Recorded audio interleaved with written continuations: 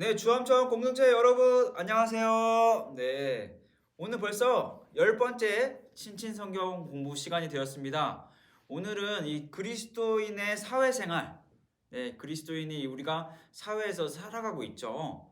네, 근데 그 안에서 우리가 어떤 정체성을 가지고 살아가야 하는가에 대해서 크게 제가 네 가지로 정리해서 여러분들과 나누어 보려고 합니다.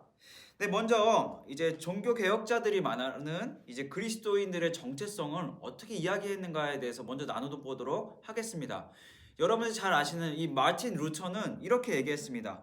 그리스도인은 의인인 동시에 죄인이며 거룩하면서 속되며 하나님의 원수이면서 그분이 자녀이다라고 이야기했고요. 그리고 여러분들 잘 아는 장 칼뱅, 이 존 칼빈이라고 또 이야기하죠. 이 장 칼뱅은 그리스도인이란 그리스도의 영을 받은 사람으로 예수와 함께 한 형제, 상속자가 된 사람들이다라고 이야기하고 있습니다.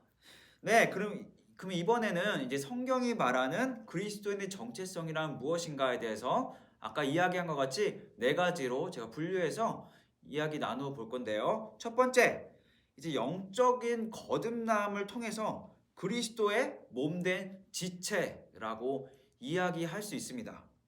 고린도전서 12장 18절에서 20절까지의 말씀을 보시면 그러나 이제 하나님이 그 원하시는 대로 지체를 각각 몸에 두셨으니 만일 다 한 지체뿐이면 몸은 어디냐? 이제 지체는 많으나 몸은 하나라.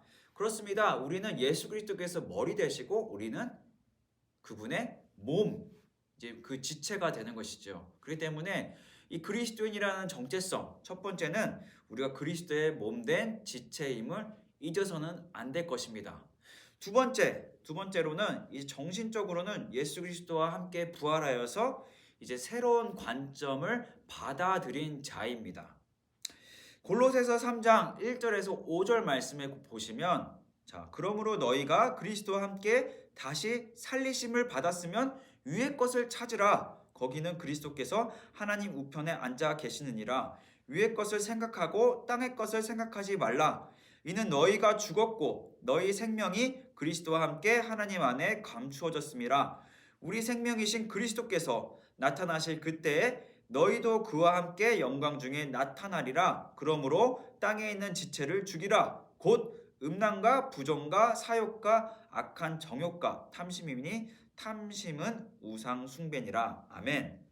네, 성경은 이제 위의 것을 구하고 땅의 것을 구하지 말라라는 말씀을 많이 하죠. 많이 언급하고 있습니다. 그것이 무슨 뜻일까요? 이 땅의 것은 이제 우리가 중요하지 않다는 뜻일까요? 그런 것이 아니죠. 오늘 본문 골로새서 3장 5절 말씀에 보면 땅의 것이 무엇이냐? 지체를 죽이라 하면서 곧 음란과 부정과 사욕과 악한 정욕과 탐심이니 탐심은 우상 숭배니라. 그렇습니다. 우리가 필요 이상의 욕심을 내는 것. 그것이 바로 우상 숭배임을 말씀하고 있어요.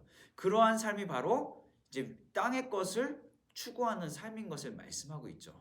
그렇기 때문에 우리는 이 그리스도와 함께 부활하여서 새로운 관점을 받아들인다. 이것은 무엇입니까? 더 이상 땅의 것이 아닌 위의 것을 구하며 사는 삶인 거죠. 위의 것을 구하는 삶이란 무엇입니까? 첫 번째는 우리가 그 이상의 것, 나 필요 이상을 구하지 않는 삶, 그리고 내가 필요 이상을 가지고 있다면 그것을 나눌 줄 아는 삶. 나눌 때 우리가 하나님의 나라가 나타나며 그 우리의 삶을 통해서 이웃에게 선한 영향력을 나타내는 삶을 살아갈 수 있는 것이지요. 그렇기 때문에 이제 우리가 삶 속에서 어떻게 보면 미니멀 라이프라는 표현 많이 쓰죠. 그러니까 그 이상의 것을 우리가 구하지 않고 욕심내지 않고 살아가는 삶을 이야기하고 있습니다. 욕심은 즉 우상 숭배임을 또 말씀하고 있죠. 네. 그리고 세 번째는 이 삶 속에서 우리의 삶 속에서 이 땅에서 삶 속에서 최고의 가치가 바로 사랑이 되는 삶입니다.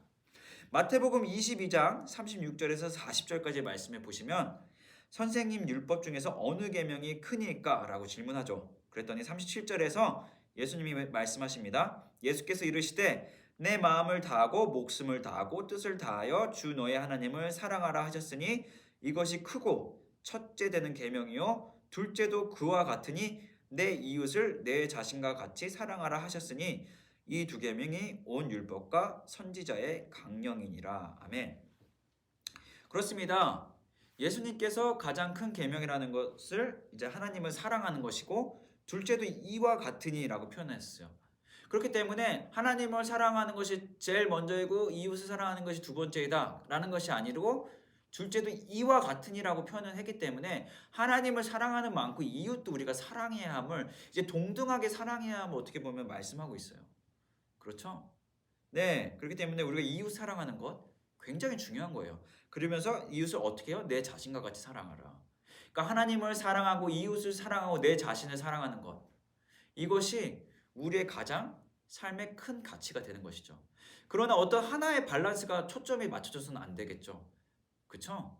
내가 하나님을 사랑하기 때문에 뭐 주일날 어떤 예를 들어서 우리가 선한 사마리아인 그 예를 비유를 드셨죠. 예수님께서 레위인도 나오고 거기 제사장도 나와요. 첫 번째 제사장이 나오는데 제사장이 아픈 사람을 보고 그냥 지나가죠.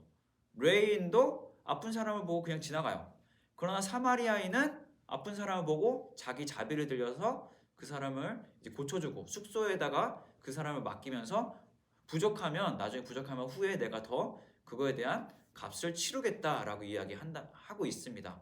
그러면서 예수님께서 진정한 이웃은 누구인가에 대한 대답에 이제 사마리아인이라고 말씀하시죠. 마찬가지죠. 이 그 제사장과 레위인이 왜 그 아픈 사람을 돕지 않았습니까? 이 종교적인 틀 때문에 그랬던 것이죠. 그렇기 때문에 우리가 항상 어떤 가치를 줄 때 가장 중요한 것이 무엇이냐? 우리가 신앙생활하면서도 가장 중요한 가치가 무엇이냐? 어떤 종교적인 행위보다는 사랑이 가장 앞서야 함을 말씀하고 있습니다. 네, 그리고 넷째로 무엇입니까? 이 땅에서 종말론적인 삶을 살아가는 자입니다. 고린도후서 4장 16절에서 18절 말씀해 보시면 그러므로 우리가 낙심하지 아니하노니 우리의 겉사람은 낡아지나 우리의 속사람은 날로 새로워지도다. 우리가 잠시 받는 환난에 경한 것이 지극히 크고 영원한 영광에 중한 것을 우리에게 이루게 함이니 우리가 주목하는 것은 보이는 것이 아니요 보이지 않는 것이니 보이는 것은 잠깐이요 보이지 않는 것은 영원함이라. 아멘. 그렇습니다. 이제는 우리가 무엇을 추구하며 살아가느냐? 보이는 것보다 보이지 않는 것을 추구하며 살아가는 것이죠. 그렇습니다. 하나님이 보입니까? 성령님이 보입니까? 우리 육체적인 것으로 보이지 않아요. 그렇죠? 그러나 그것은 우리가 영원함을 알고 있죠. 그렇기 때문에 이제 더 이상은 그 예수 그리스도를 만나기 전에는 보이는 것들을 예를 들어서 어떤 돈이라든지 어떤 명예 같은 것들을 추구하며 살아갔다면 우리는 이제 예수 그리스도를 만남으로써 우리의 정체성이 무엇인지를 발견하고 우리는 더 이상 보이는 것보다 보이지 않는 것을 추구하는 삶인 것이죠. 보이는 것들은 어떻게 활용합니까? 보이지 않는 것을 위해서 하나님의 영광을 위해서 활용하는 것뿐이에요. 이용하는 것뿐이지 그것이 우리의 삶의 목적과 이유가 더 이상 될 수 없는 것이지요. 그렇습니다. 오늘은 이제 그리스도인들이 사회생활을 하면서 그 속에서 어떠한 정체성을 가지고 살아가야 하는가에 대해서 나누어 보았습니다. 제가 나름 4가지로 정리해 보았는데요.